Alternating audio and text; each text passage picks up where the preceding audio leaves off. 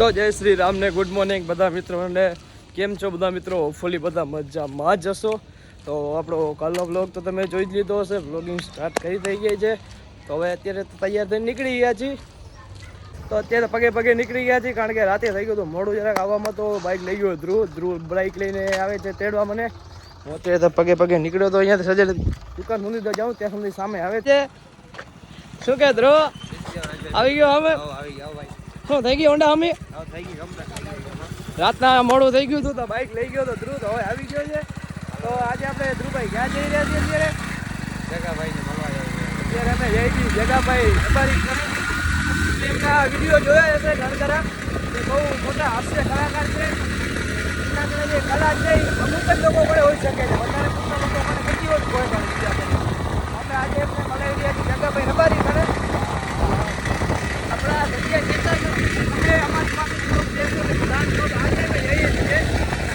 તો જગા કાકા કણે તો પહોંચ્યા હતા ખેતરમાં. બાઇક હાલે એમ જઈને તો બાઇક મૂકી દીધી અહીંયા કણે.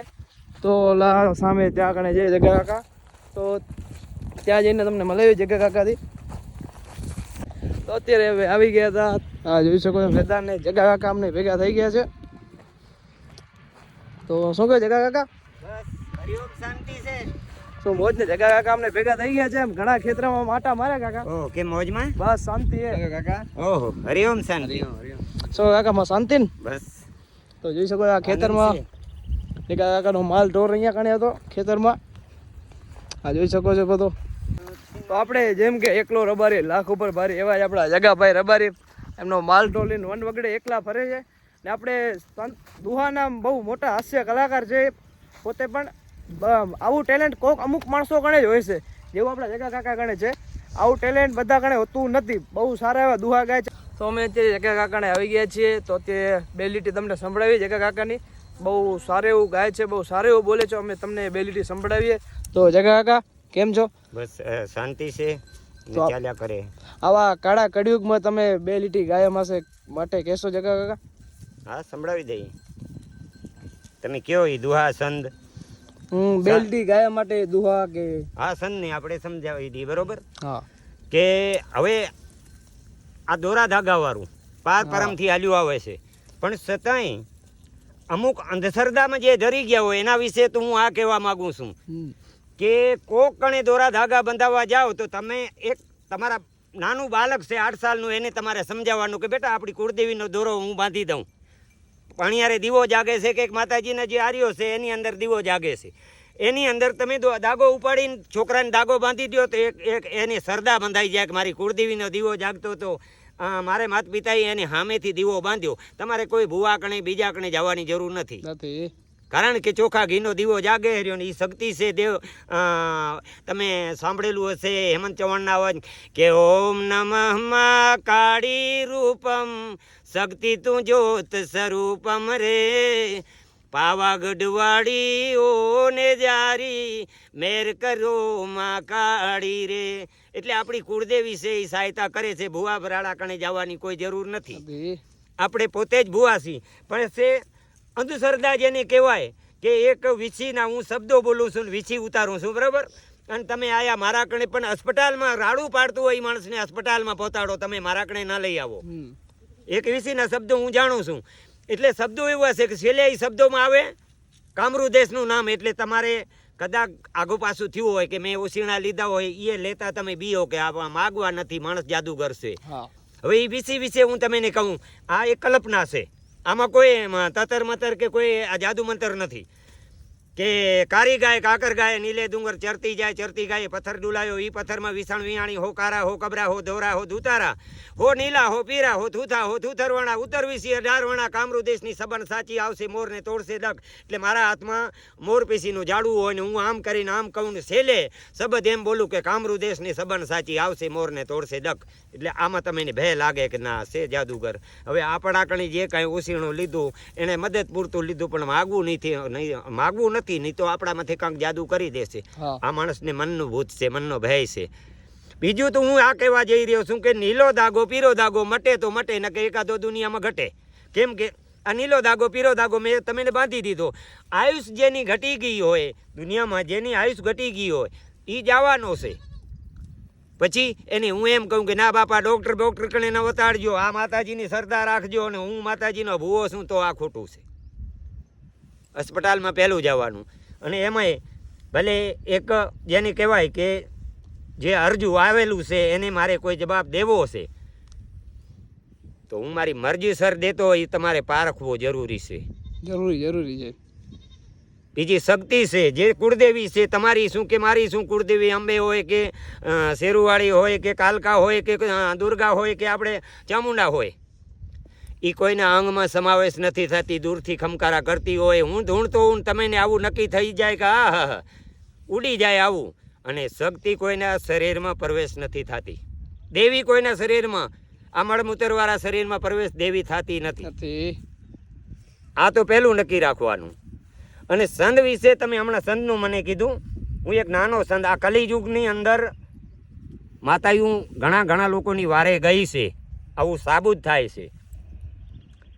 હવે રા નવગણની વાત કરો કે વરોડી ખોડિયારની વાત કરો, તો હું તમે નાનો દાખલો અહીંયા રા નવગણનો અને જાહલનો તમને બતાવું કે વરોડિયું વાટમાં નવગણ સિંધમાં જાય છે, દયાથી લીધા દુખડા મીઠડા લેતા મલકાયમાં, મીઠડા લેતા મલકાય છે.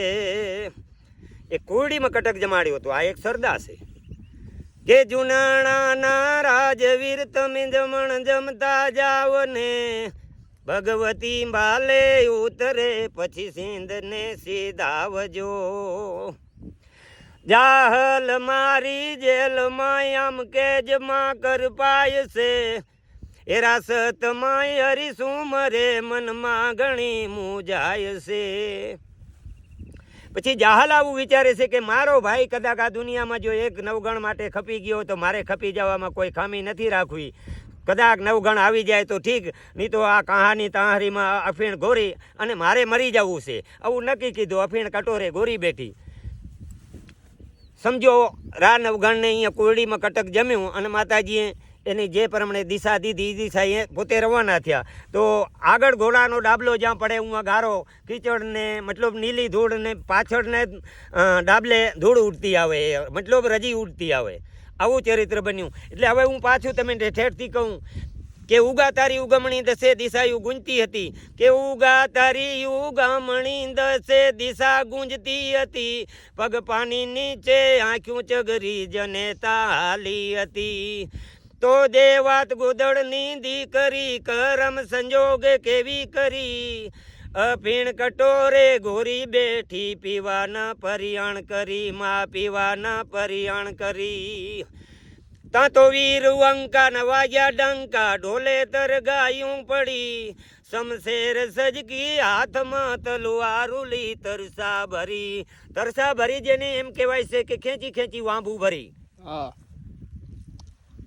કે રગત ની રેલમ સેલ હલી, સુમરાનો સિંધમાં વધ કરી, બમર બાલા હાથમાં દડકટક વર્યા દે કરી.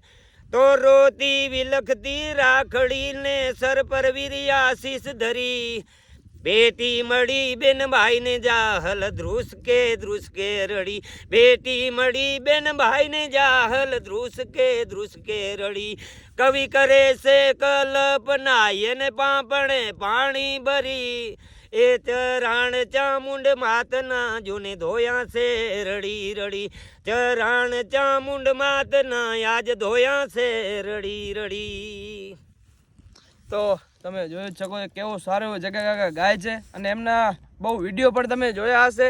અને આવો અવાજ એટલે તો અમને બહુ આનંદ આવી ગયો. અમે જગા કાકા કણે 5-10 મિનિટ બેઠા પણ અમને બહુ આનંદ આવ્યો ને બહુ જોરદાર જગા કાકા ગાય છે. તો જગા કાકા બાકી શું કહેવા માંગો છો તમે? બસ શ્રોતા મિત્રોને હું આ કહેવા માગું છું કે રાજુભાઈના જે હવે વિડીયો છે એમાં ફોલા કરજો અને સારી રીતે લાઈકો દેજો. અને આમાંય અમુક પ્રશ્ન એવા છે કે હું મિક્સ ભાષા બોલું છું, બરાબર?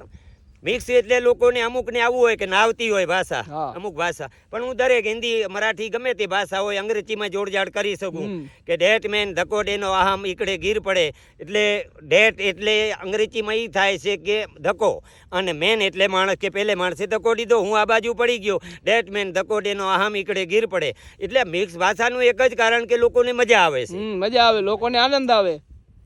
आनंद आवे कि अंग्रेजी में फादर कहते, शुद्ध हिंदी में पापा, गुजराती में बापा कहते, हमारी भाषा में आबा, अरे दहेज बेटी को कितना ही देवे फिर भी देते हैं गाबा. आ एक वाणी से हमारी तरपड़ भाषा में के दीकरी ने हवे 22 તારીખનું કે 23 તારીખનું અમારે ગાભા દેવાના, મતલબ દહેજ દેતા હોય પણ કે આ વાણીમાં તરપડ ભાષામાં ગાભા જ કહે છે.